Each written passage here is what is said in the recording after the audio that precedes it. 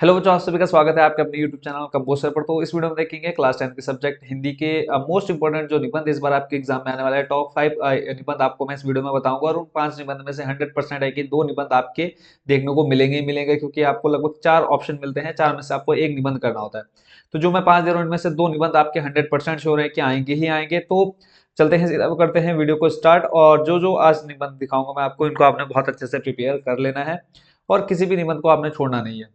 ठीक है, अगर आपको टाइम मिलेगा तो आप एक दो निबंध और देख लेना, बट अगर आप ये 5 निबंध तैयार कर लेते हो तो इनमें से 100% 2 निबंध आने ही वाले हैं आपके एग्जाम में। क्लियर है? तो जैसे कि स्क्रीन पर देख पा रहे हैं आप, पहला जो निबंध है वो है कोरोना। आपको पता है कोरोना एक अभी बहुत बड़ी चुनौती थी पूरे देश के सामने, पूरे विश्व के सामने। तो इस बार ये निबंध आपको देखने को मिल सकता है, तो खास करके एक ये निबंध आपने अच्छे से प्रिपेयर कर लेना है। ठीक है, मेन मैं इसमें देखो आपको क्या दिखा दे रहा हूँ, मेन इसके जो हेडिंग है वो आपको दिखा दे रहा हूँ, और बाकी आप स्क्रीन रोक करके या फिर स्क्रीनशॉट ले लीजिए। ठीक है, बाकी इसकी मैं पीडीएफ भी प्रोवाइड करा दूंगा। हमारा जो टेलीग्राम चैनल है कंपोजर के नाम से, आप उस पर भी जाकर के ये पूरी पीडीएफ डाउनलोड कर सकते हैं। ठीक है, वहाँ पे ऑलरेडी पीडीएफ मैं अपलोड कर चुका हूँ। तो इसमें पहला है कोरोना एक वैश्विक बीमारी। यहाँ पे आपको हेडिंग भी मिल जाएंगे। पहला है देखो प्रस्तावना, फिर कोरोना का संक्रमण, लक्षण और बचाव, फिर विश्व की चुनौतियां, भारत की स्थिति और संभावनाएं, और लास्ट में उपसंहार। तो यहाँ पे देखो निबंध को तो कुछ ज्यादा एक्सप्लेन करने की जरूरत है नहीं, बट जो इसके बाद वाले टॉपिक है उसको हम पूरा अच्छे से एक्सप्लेन करेंगे। और जो निबंध है इसको आप सिंपली आप वीडियो रोक करके या फिर स्क्रीनशॉट लेकर के पढ़ सकते हैं। ठीक है, तो कोरोना का संक्रमण हो गया, उसके बाद लक्षण और बचाव ये नीचे आपको दिए हुए हैं। फिर अगले चलते हैं पेज पर, यहाँ पर विश्व की चुनौतियां। अगला है भारत की स्थिति और संभावनाएं। फिर है उपसंहार। तो यहाँ तक देखो लगभग 200 से 250 शब्द आपने निबंध लिखना होता है, और ऐसा नहीं है जरूरी कि जैसा इसके अंदर लिखा है आप ऐसा सेम टू सेम छाप के आओ। हाँ, अगर ये जो हेडिंग है आप इनको याद करके जाते हैं तो बाकी इसके अंदर कुछ भी भर के आ जाओ ना, नंबर आपको पूरे मिलेंगे, कोई नंबर नहीं काट सकता इसमें। ठीक है, बस ये है थोड़ा उससे रिलेटेड जरूर होना चाहिए। अगला जो निबंध है दूसरे नंबर पर हमारा, योगासन और स्वास्थ्य।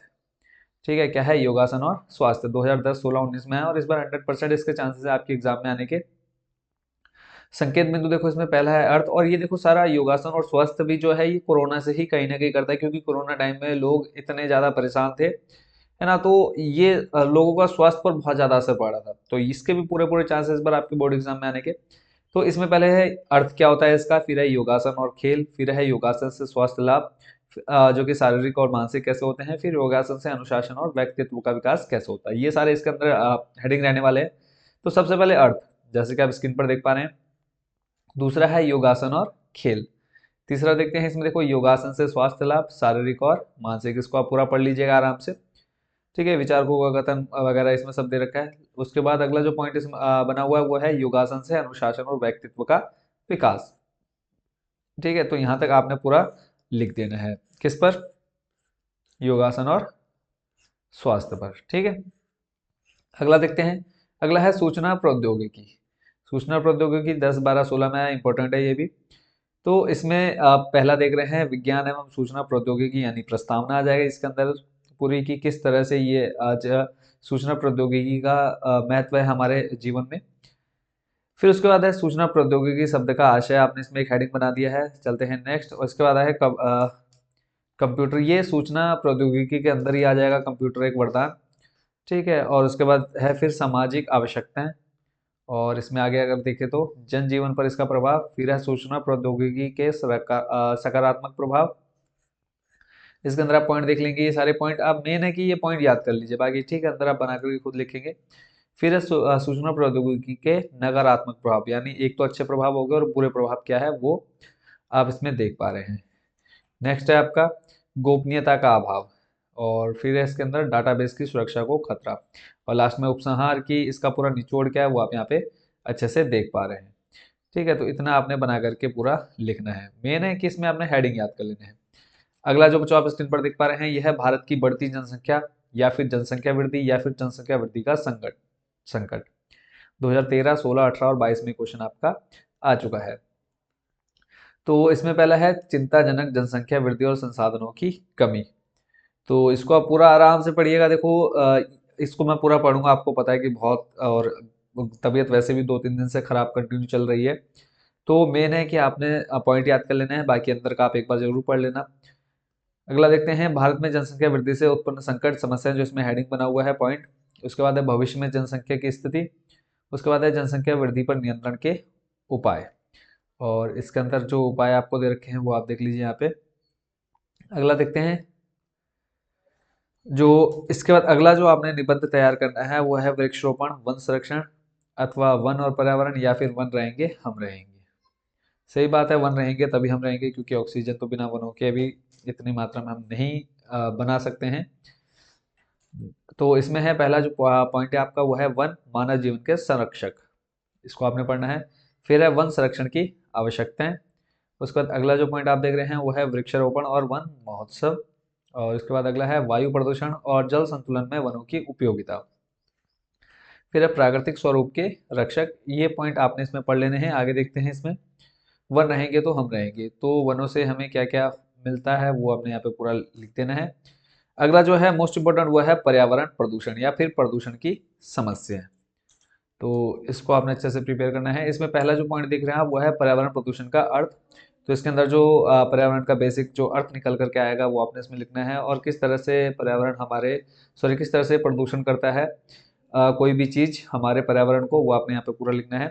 फिर है पर्यावरण प्रदूषण के कारण, इसके अंदर आप पूरा पढ़ पा रहे हैं कि क्या क्या कारण है और कहाँ से हमारा जो पर्यावरण है सबसे ज़्यादा प्रदूषित होता है, दूषित होता है, वो आपने यहाँ पे लिखना है। नेक्स्ट इसमें पर्यावरण प्रदूषण के प्रकार। अब आपको पता है कि प्रदूषण हमारे जल प्रदूषण होता है, वायु होता है, ध्वनि होता है, ऐसे ही आणविक प्रदूषण होता है। तो ये कौन कौन सा प्रदूषण किस कारण से होता है ये आपने इसमें पूरा इसमें बना के लिखना है, क्योंकि लगभग 8 नंबर का जो आता है ये आपका निबंध है। ठीक है। अगला जो पॉइंट इसमें बनाना है वो है पर्यावरण प्रदूषण का निवारण, यानी हम किस तरह से प्रदूषण को कम कर सकते हैं या खत्म तो बिल्कुल नहीं कर सकते। जब तक इंसान है तब तक प्रदूषण होगा। तो प्रदूषण कभी पूरी तरह से खत्म तो नहीं हो सकता, बट यह है कि हाँ हम उसको बहुत कम कर सकते हैं। अगला है इसमें पर्यावरण प्रदूषण की रोकथाम की आवश्यकता, तो इसको आपने पढ़ लेना है। और अगला देखते हैं, नेक्स्ट जो आपने देखना है, लगभग मैंने आपको 4 या 5 बताए थे, तो 5 आपके कंप्लीट हो चुके हैं। तो एक बार हम फिर से दोबारा से इनको एक बार देख लेते हैं, कौन कौन से मैंने आपको पॉइंट दे दिए हैं जिन पर आपने तैयार करना है अपने निबंध को। ठीक है। टोटल लगभग अब हमने देखे कितने, 5। कौन कौन से, दोबारा से एक बार मैं आपको रिपीट कर देता हूँ जल्दी जल्दी से। पहला था आपका बच्चों कौन सा, पहला था कोरोना एक वैश्विक बीमारी, और उसके बाद दूसरा था आपका योगासन और स्वास्थ्य, तीसरा था सूचना प्रौद्योगिकी, और चौथा है आपका भारत की बढ़ती जनसंख्या, और पांचवा है वृक्षरोपण, और एक और जो आपको याद करना है पर्यावरण प्रदूषण। ठीक है, इसमें आप सूचना प्रौद्योगिकी एक बार के लिए छोड़ भी सकते हैं, बट बाकी जो 5 है इनको आप अच्छे से प्रिपेयर कर लीजिएगा। आई होप कि जितने क्वेश्चन जितने टॉपिक यहाँ आपने निबंध से रिलेटेड देखे इन सभी टॉपिक्स को आप अच्छे से कवर कर लेंगे। बाकी आप सभी को बेस्ट विशेस, आपके बोर्ड एग्जाम के लिए अच्छे से तैयारी करते रहिए। जहाँ पर भी जिस सब्जेक्ट में भी आपको कोई भी प्रॉब्लम आ रही है तो कमेंट बॉक्स में आप एनी टाइम पूछ सकते हैं, आपको रिप्लाई तुरंत मिलेगा।